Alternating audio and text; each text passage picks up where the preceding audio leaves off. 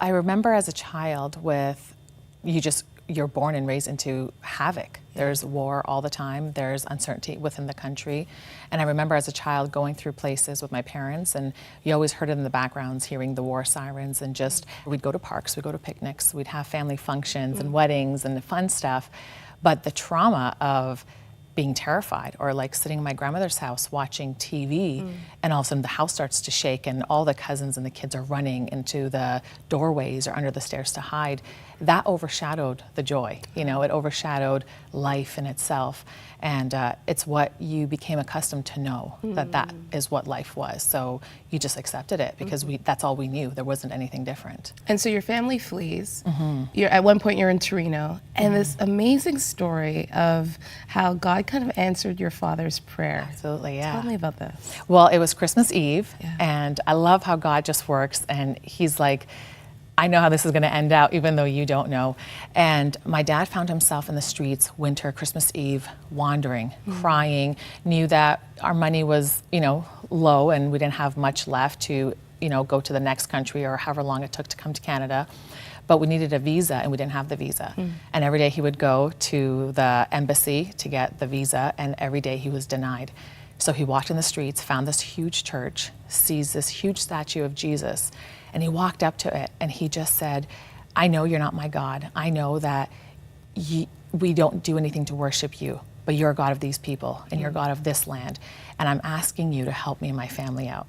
And because I know you will, to honor you, I'm gonna light a candle each year on the eve of your birth. Wow. He lit the candles, completely overwhelmed with emotions, left, and the very next day he went back to the embassy, and without even a blink of an eye, we had our visa. So you enter into Canada, this brand new country, but start struggling with identity issues to the point where you want to take your life. I did. It was hard. I felt like a black sheep growing up. I felt like I didn't belong within my own family. And it wasn't because I didn't feel loved or I wasn't loved, but I was different. I always tell people I was more Canadianized. My sister and my brother wanted to hold on to our traditional roots, to be Persian, to practice our faith, which was fine. But for me, all my friends, like they went to Persian school. I never did. I wanted to stay in, the playground or go out with my friends and have fun. I liked my new life. The old was gone. I didn't have to worry about the war and being afraid to play in a park. And so I struggled with, how come everybody wants me to be this way, but I don't feel like I belong. I feel like I don't even belong in my family. I feel like I was meant to be somewhere different or live a different life. And none of it was bringing me any type of satisfaction. None of it was bringing me any type of wholeness, because I was completely empty inside. I didn't have that life that the Holy Spirit gives us. And I just set out for a quest to learn, and through wrongful teachings and wrong friends coming into my life, I contemplated committing suicide numerous times. And every time I came so close to it, I couldn't. There was this deep heartache within me that was like, no, you can't, you can't. You just need to wait for me, you can't. And I'm so thankful that I never did. I'm so thankful I never went as far as I did, and I just stayed true to waiting for the Lord until he showed himself to me. One day you meet a young man by the name of Scott, and he starts to talk to you about Jesus. He did, yeah. We were 15 in high school. And I remember the first time I saw him, there was so much light exuding from him. And I just thought, who is this kid? Like, I gotta get to know him. And it wasn't anything like having a crush, but there was this, I was drawn to this light that I'd never seen on anyone before.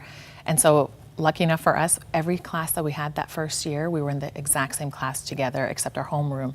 And we had a friendship. We based it on a really good, solid friendship, getting to know each other, talking. And he started telling me about Jesus.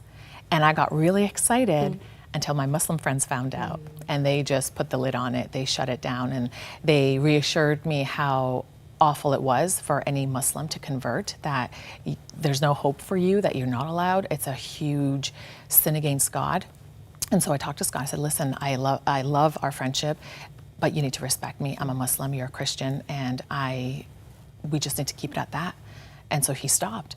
And it wasn't until a year and a half after that I finally realized, hey, I'm missing something. Scott hasn't talked to me about his Jesus for a long time, and it scared me. And what scared you about it?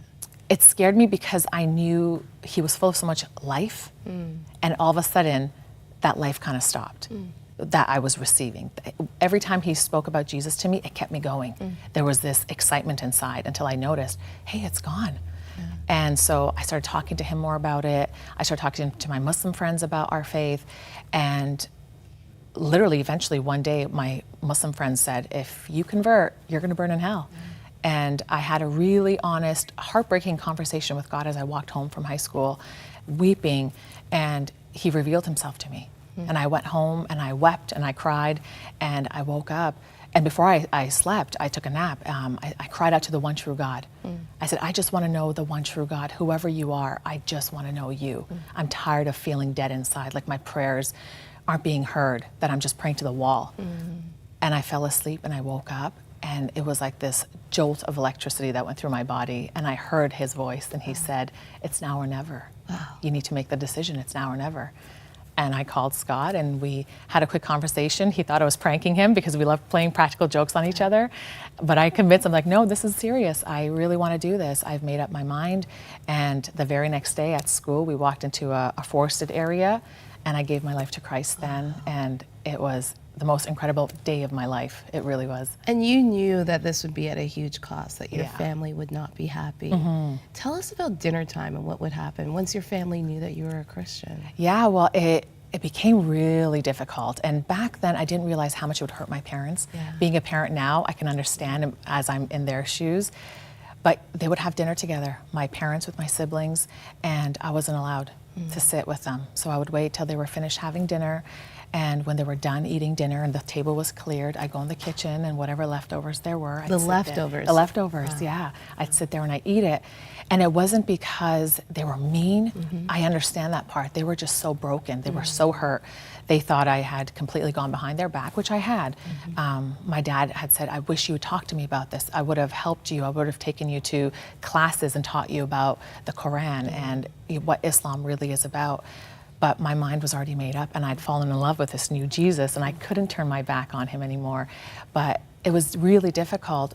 But at the same time, now being a parent, I could see their pain and I could see it wasn't intentional. They just didn't know how to deal now with a child who's completely turned their back on a faith that they followed for hundreds of years through past generations. You're now married to said Scott. Yes, that's yeah, we are. We've been married for almost 14 years now. Yeah. And what was it about that Jesus? What is it about that Jesus that you decided that, yeah, I'd have to give up a family, I'd have to give up all of those things in order to follow him? You know, he made me feel whole. He made me feel like I finally belonged. I belong to this family now. My whole life I was the black sheep trying to find my place, and he showed me my place. He showed me that I have a place with him, right in his heart, right on his lap, to sit with him, to laugh with him, to cry with him, that he really is my best friend. You know, even in my darkest moments, I could sit and cry, and it's as if you and I are sitting here talking to each other. He's that tangible to me. And I can't turn that back for anything. I can't give it up.